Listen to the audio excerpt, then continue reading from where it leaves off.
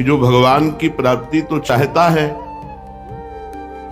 परंतु विषय भोगों में आसक्त बहुत ज्यादा है।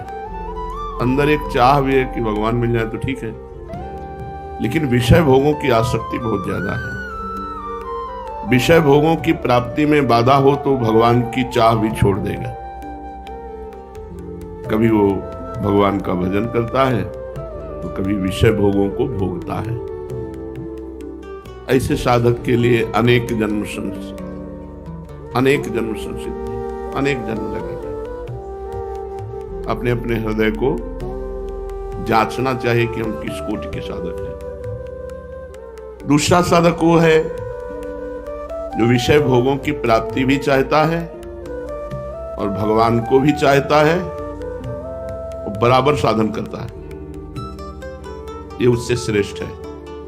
जो पहला वर्णन किया गया उससे श्रेष्ठ है। वो तो छोड़ भी देता है, ये छोड़ता नहीं, न भगवान को छोड़ता न विषय भोग को छोड़ता है। ये उससे श्रेष्ठ है, पर इसको भी कई जन्म लगेंगे।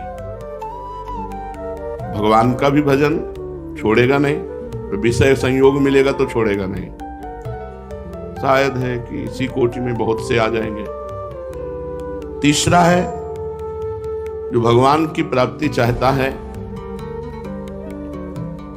पर साधन में तत्परता नहीं है, भोगों में उतनी खास प्रियता नहीं है जैसे ऊपर वर्णन किए गए साधक में। इसमें तीसरे में भोगों की खास प्रियता नहीं है, मिल गया तो। ऐसा नहीं कि भोगों का वो त्यागी है, तो खास प्रियता नहीं है, वह भजन में तत्परता नहीं है।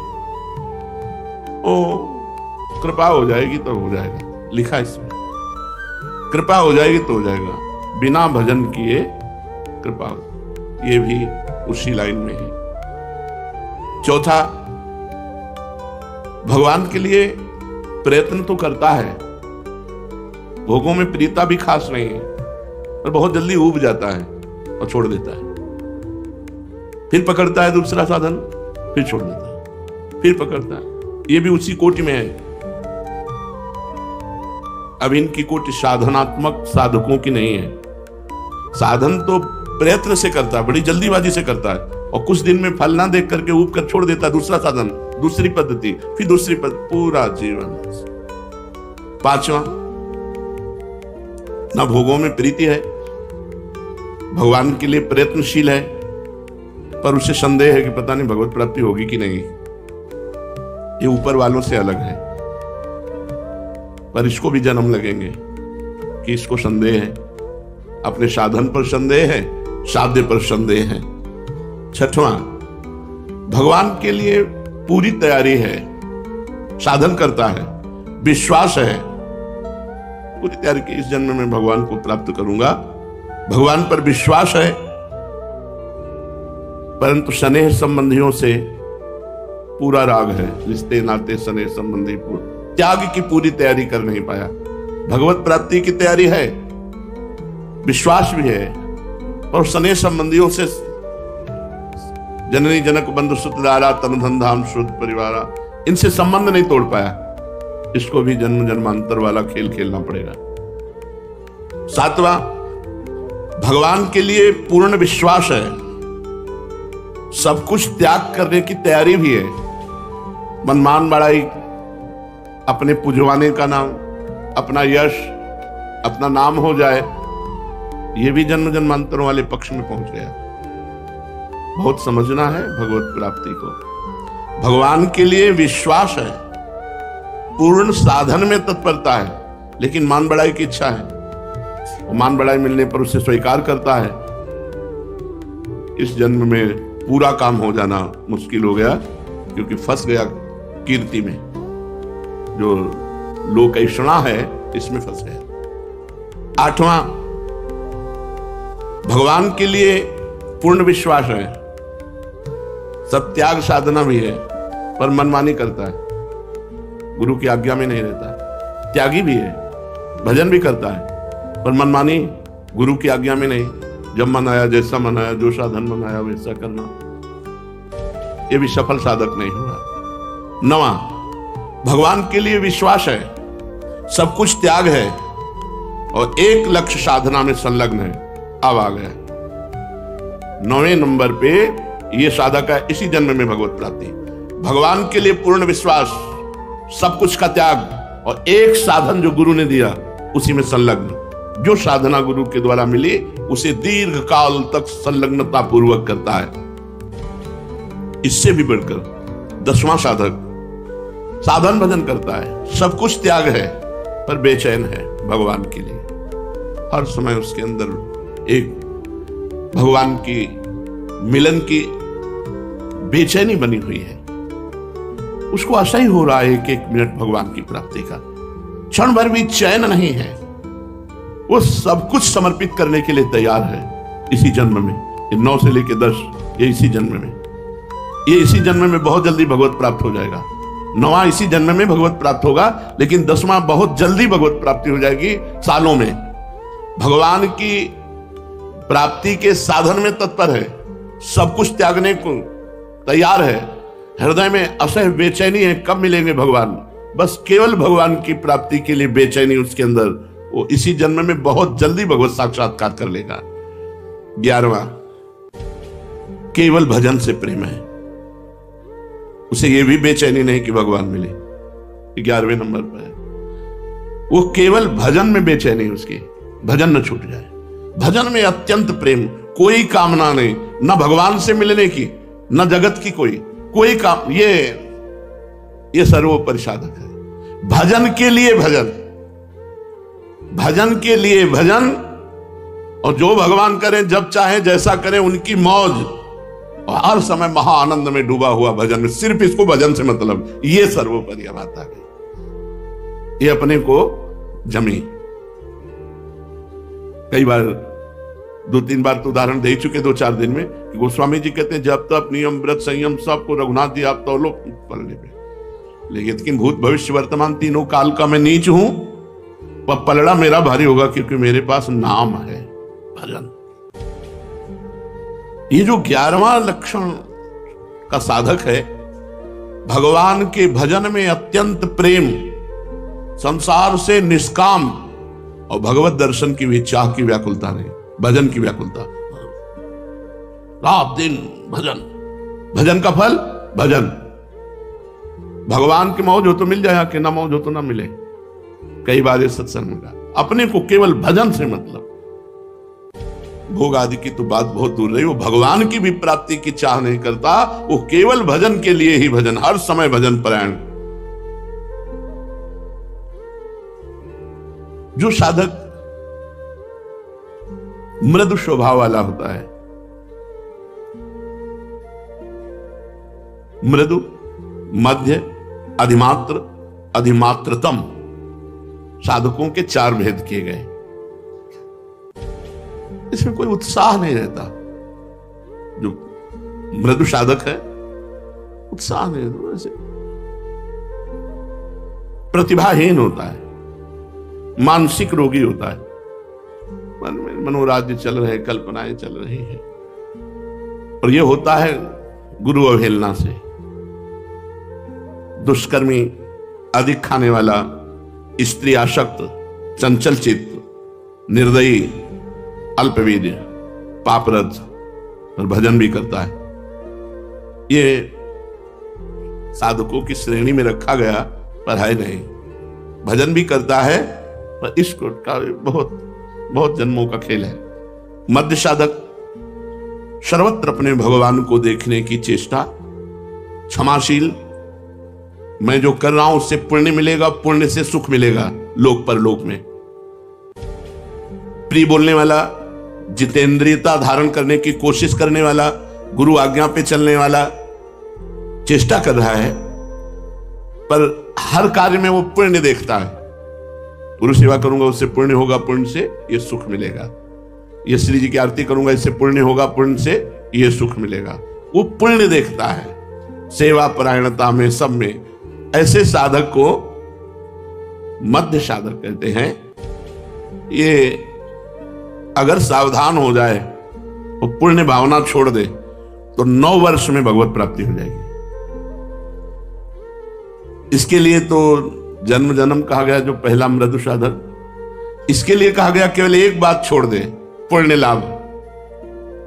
पुण्य लाभ होगा हमें, पुण्य, जमुना जी जा रहे हैं हमें पुण्य मिलेगा, राधा वल्लभ जी जा रहे हैं पुण्य मिलेगा, गुरु जी की सेवा करें पुण्य। ये पुण्य लाभ छोड़ करके साधना में लिप्त हो जाए, आसक्त हो जाए, तो 9 वर्ष में भगवत प्राप्ति हो जाएगी इसको, क्योंकि सही चल रहा है, गुरु आज्ञा पे चल रहा है, साधन पे चल रहा है। इससे श्रेष्ठ साधक, अधिमात्र साधक, स्थिर बुद्धि, मंत्राकार वृत्ति, नामाकार वृत्ति, मनोलय के साथ साधना, उसी में डूब रहा है। मंत्र चल रहा है बस उसी में डूब रहा है, नाम चल रहा है उसी में डूब रहा है, वाणी पाठ तो उसी में डूब रहा है। वीर संचित, ब्रह्मचारी, स्वाधीन, किसी विषयों के अधीन नहीं, दयावान, क्षमावान, सत्यनिष्ठ, गुरु सेवा परायण, साधन में तनिक भी प्रमाद नहीं, हर समय पूर्णतया साधन में ही लगा, ऐसा महाबुद्धिमान साधक 6 वर्ष में भगवत साक्षात्कार कर लेगा। 6 वर्ष में भगवत साक्षात्कार कर लेगा।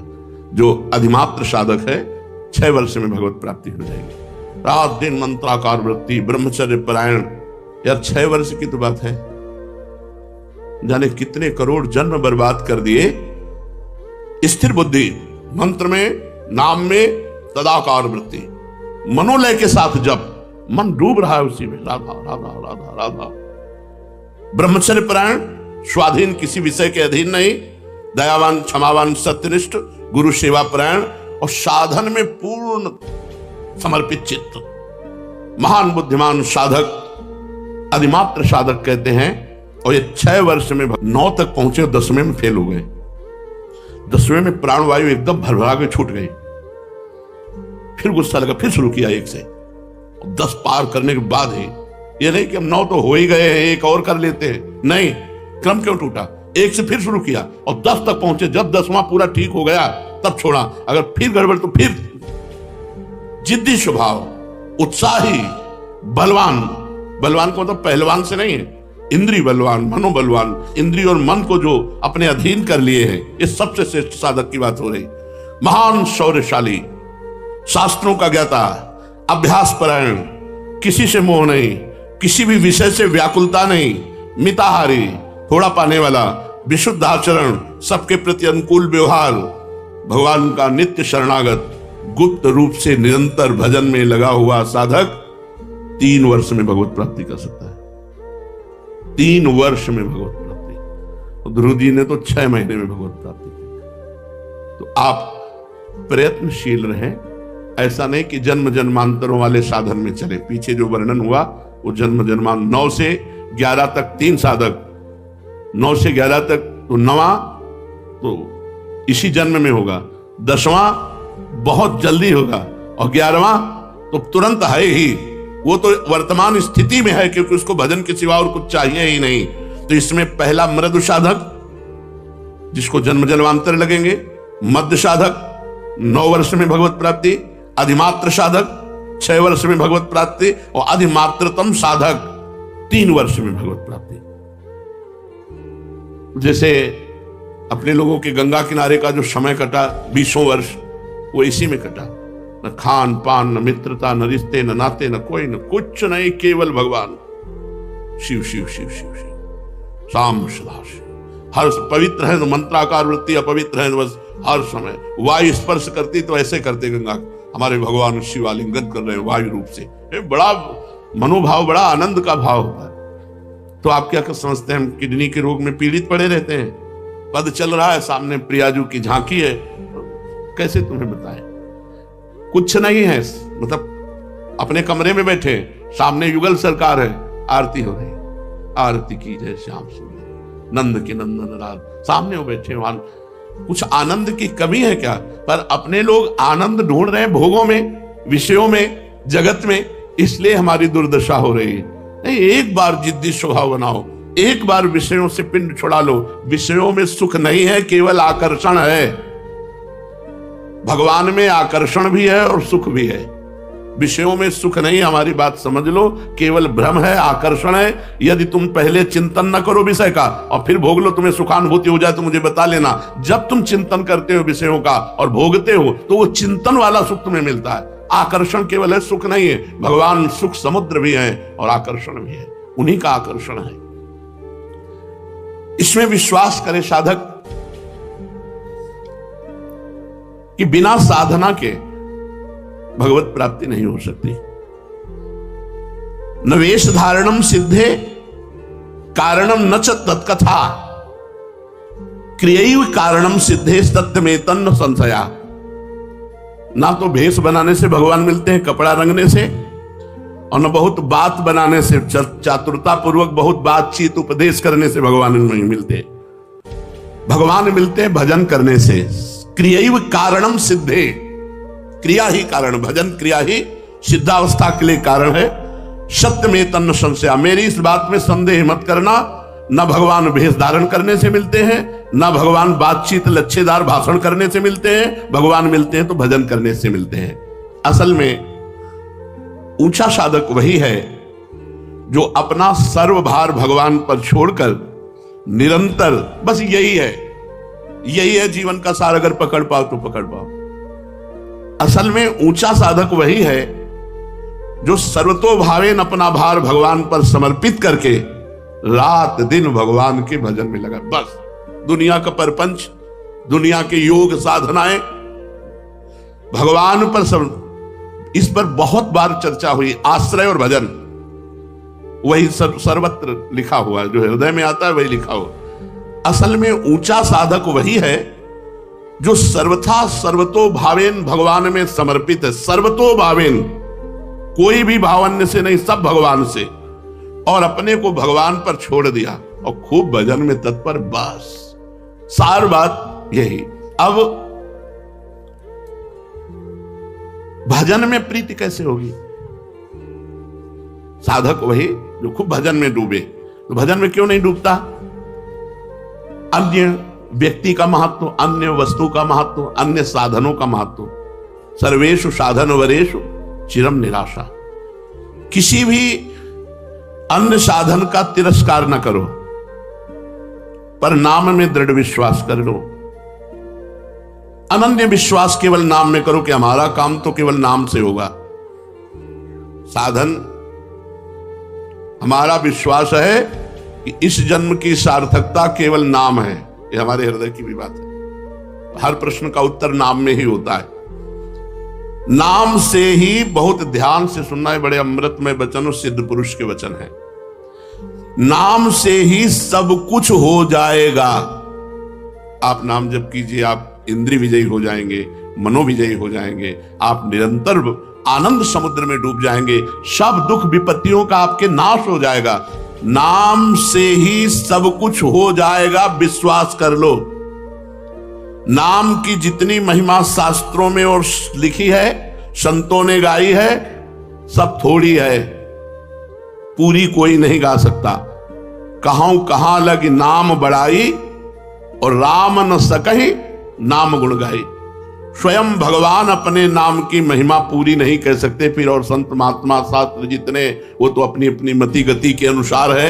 स्वयं भगवान जो अनंत मति गतियों के स्वामी है, वो भी राम न सकहि नाम गुण गाई। ऐसा विश्वास कर लो। नाम का इस तरह से विश्वास कर लो कि किसी और साधन की तरफ मन ही न जाए। एक बात बैठेगी कि सबका सार है भजन, बस मंत्र चल रहा है, नाम चल रहा है। हर ग्रंथ को खोलो, उसका है सार कि एकाग्रता पूर्वक भजन करो। तो बहुत हो गया पढ़ के, पढ़ करके पूरा जीवन निकल गया। अब उसका अनुभव करो, हर समय भजन, हर समय भजन। गोस्वामी जी कह रहे, बहुत सुंदर पद है, कह रहे भरोसो